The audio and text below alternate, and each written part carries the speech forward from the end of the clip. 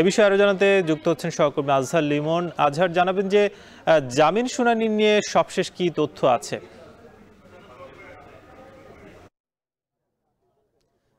সাকিব, এই বিচার কাজটি তো দীর্ঘদিন পর আবার পুনরায় শুরু হলো।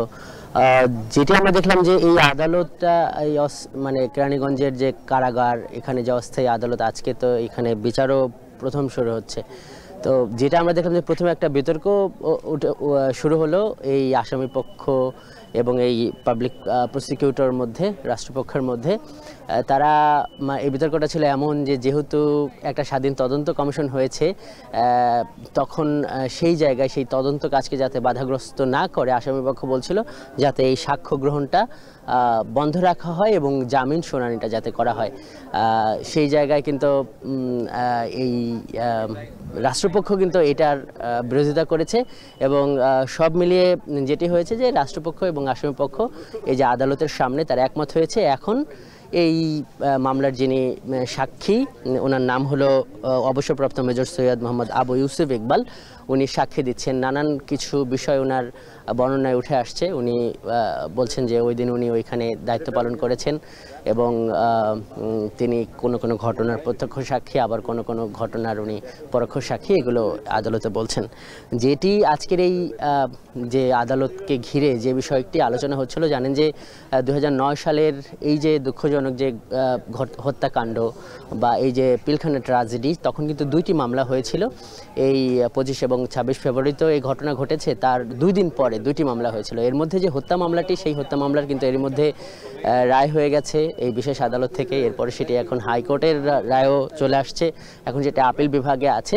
কিন্তু একই সঙ্গে হয় যে আরেকটি মামলা, এই বিস্ফোরক আইনের যে মামলাটি, সেটিতে কিন্তু 2010 সালে বিচার কাজ শুরু হলেও দীর্ঘদিন এটি কিন্তু এক ধরনের মানে বন্ধ রয়েছে। এটা আসলে এই শুনানি কিংবা এই কোর্ট বসেনি।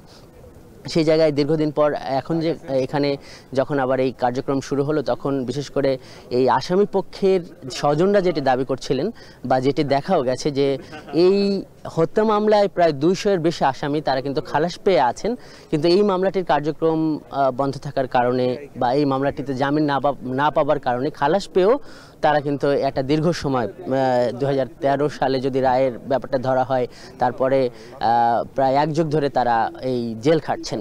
তো সেই জায়গায় তাদের একটা দাবি ছিল যে এই তাদের জামিনের ব্যাপারে, এই দাবি রাজপথেও গড়িয়েছে। আমরা দেখছি যে বৈষম্য বিরোধী ছাত্র আন্দোলনের পক্ষ থেকেও এ নিয়ে কথাবার্তা বলা হয়েছে এবং সব মিলে যেটি আমরা আজকে জানতে পেরেছিলাম যে 400-এর বেশি জামিন আবেদন এখানে পড়েছে।